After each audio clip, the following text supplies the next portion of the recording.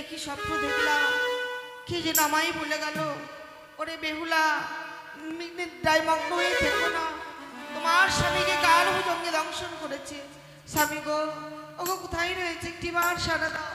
একই আজ বাসর ঘর যেন অন্ধকারে পরিণত।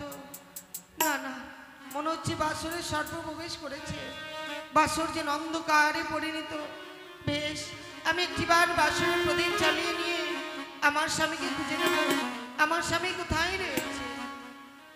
ও বাতি জ্বালাতে না জ্বলিছে গো,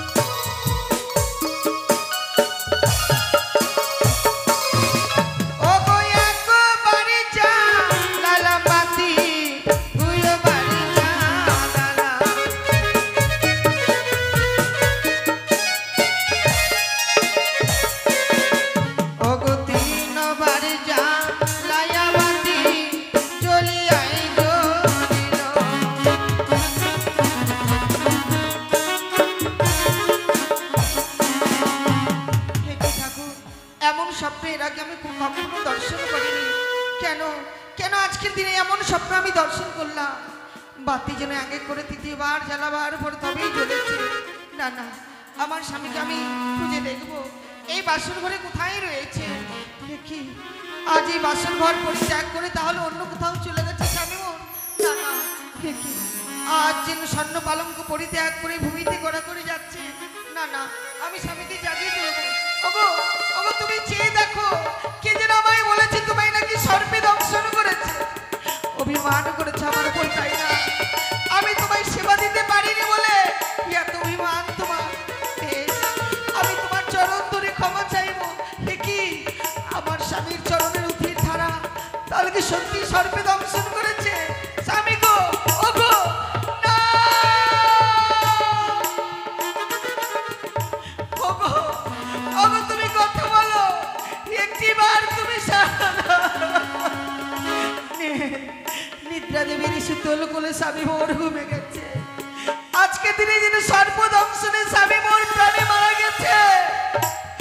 ওরে সর্প বল, কেন আমার স্বামীকে দংশন করেছো? কেন আমায় বাসর ঘরে বিধবা সাজিয়ে দিলে? সারাটি সংসারে আমায় দেখে সকলে হাসবে, সকলে তুচ্ছ তাচ্ছিল্য করে আমায় ধিক্কার দেবে, সকলে আমায় কলঙ্কিনী বলে ধিক্কার দেবে পৃথিবীতে।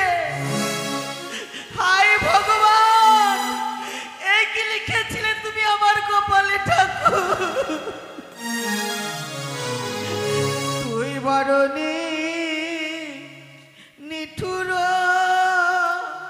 কালিয়া রে,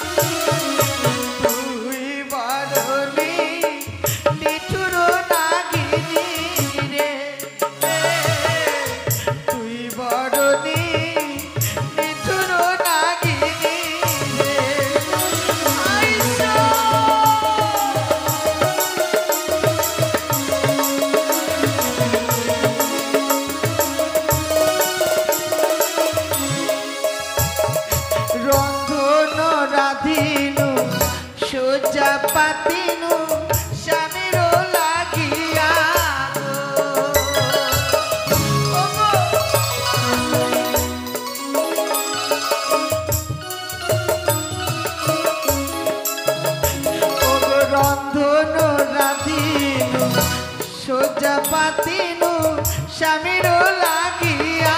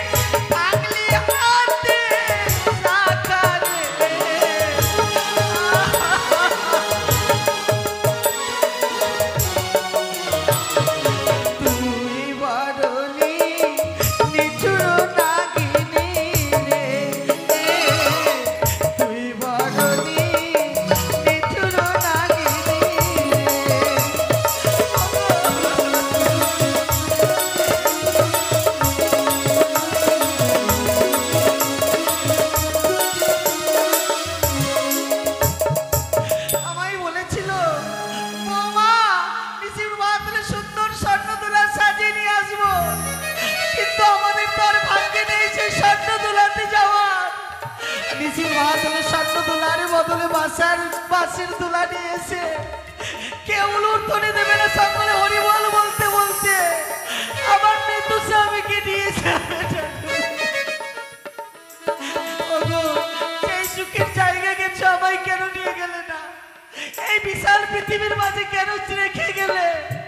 আমার মতো ভাগ্যবতী নারী বুঝে এই জগতে আর কেন নেই? স্বামী হারিয়ে আজ আমি কলঙ্কিনী হয়ে গেলাম। ভগবান, কোন জন্মের পাপের প্রায়শ্চিত্ত করতে স্বামী হারা হতে হলো ঠাকুর।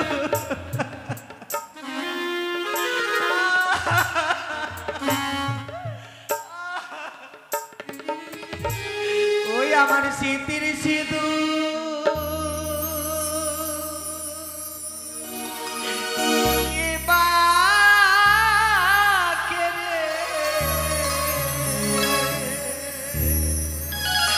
কেড়ে নিল রে।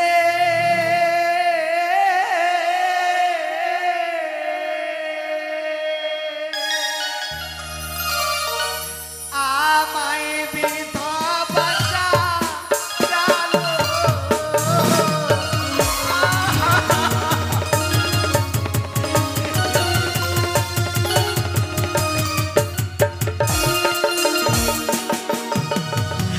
ও স্বামী জনমেরি মতো হাই গো।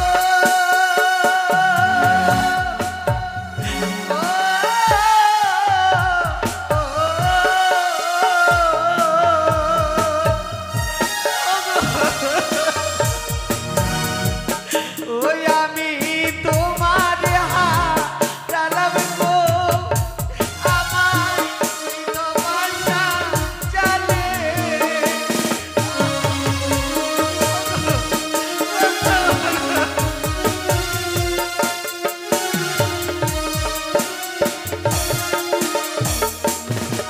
ওরে কেউ রইল না বেউলা ডাকা।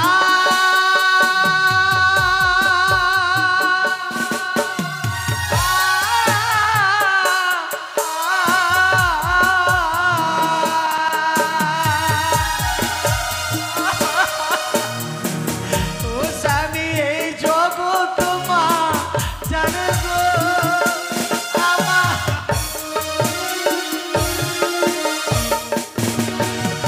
আরে বাবারি ভেঙেছিলাম।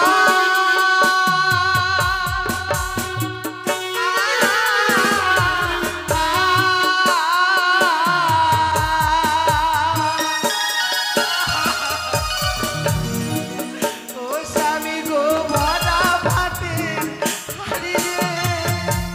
আমার বিধবা সাজালে।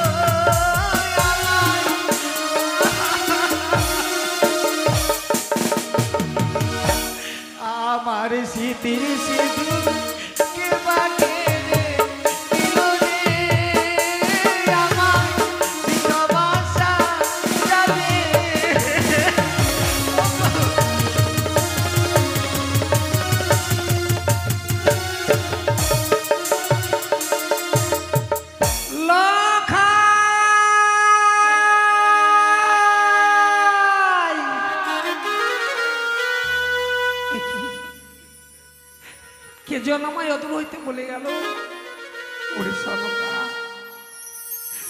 তুমি নিশ্চিন্তে ঘুমিয়ে রয়েছো সোনার পালঙ্কে। যদি একবার ছুটে যাও এই বাসর ঘরের মাঝে, গিয়ে দেখবে তোমার পুত্র ইহলোক থেকে পরলোকে গমন করেছে।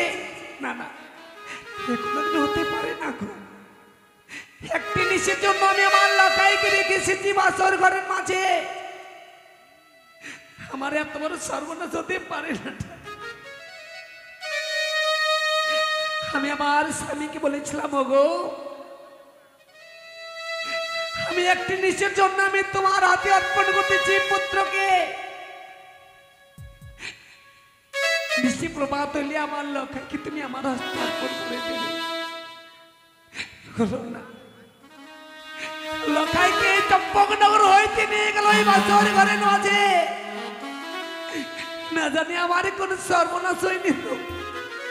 বললাম, ওগো নিশি প্রভাত হতে চলেছে, চলো না চলো না, তুমি আমায় নিয়ে যাও এই বাসর ঘরের মাঝে। আমায় বারবার নিষেধ করলো। এই সময় নিশি প্রভাত না হলে নাকি ওই বাসর ঘরে যাওয়া যাবে না। কিন্তু আমি যে গর্ভধারী জননী, আমার বারবার মনে হয় সন্তানের কোনো বিপদ হয়েছে। তা না হলে কেমন করে বুঝবো? আজ আমি এহেন দর্শন করেছি, আমার যে মন চাই না ছুটে যাব আমি আমার লখাইয়ের কাছে, ছুটে যাব আমার বৌমার কাছে। বৌমা,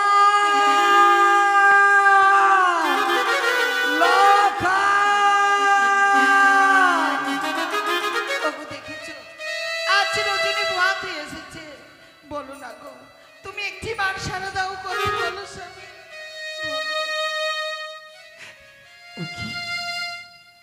কার কান্নার কণ্ঠস্বর শুনতে পাই?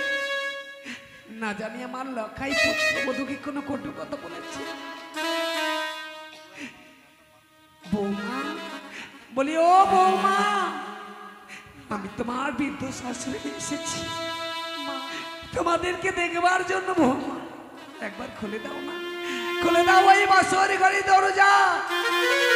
আমি আমার লখাইয়ের মুখ হইতে মাটা শুনবার জন্য এসেছি। আপনি এসেছেন? হ্যাঁ মা। বেশ, এসেছেন যখন আমি নিশ্চয়ই আমি দ্বার খুলবো গো মা। আপনি অপেক্ষা করুন।